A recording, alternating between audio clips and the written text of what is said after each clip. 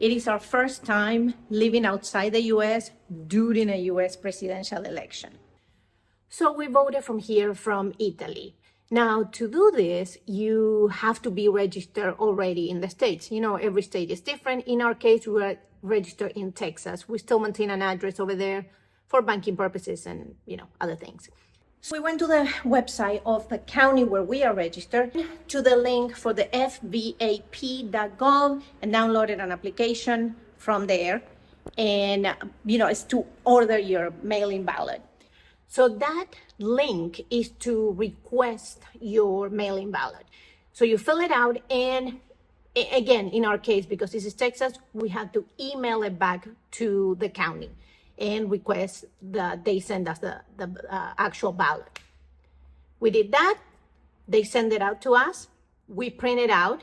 Now, in Italy, one place where you can print out stuff, since we don't have a printer at home, is a tabacchi store, which they are stores that they sell candy and, you play lottery, things like that. And you can also print stuff. So, every place is different, but those are usually your go-to spots. And then we have to mail it. Now, to mail it, your best bet is FedEx or DHL, something like that, because you want to make sure that it gets there on time.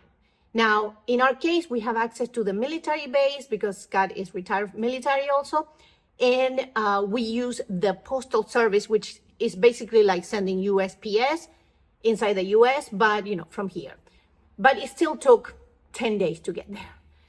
And we confirmed it. We called in because we were not seeing it we were not seeing that they received it, checking the registration.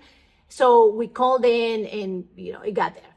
Now, this is a side note. If you go to the embassy page, it does say that you can get some voting assistance. I don't know how much assistance they can give you, because usually embassies work by appointment only, so I don't want to talk about that. But in the website, it does say you could drop off your ballot. You can see it says it can be dropped off at the nearest US embassy, which in our case would be Rome.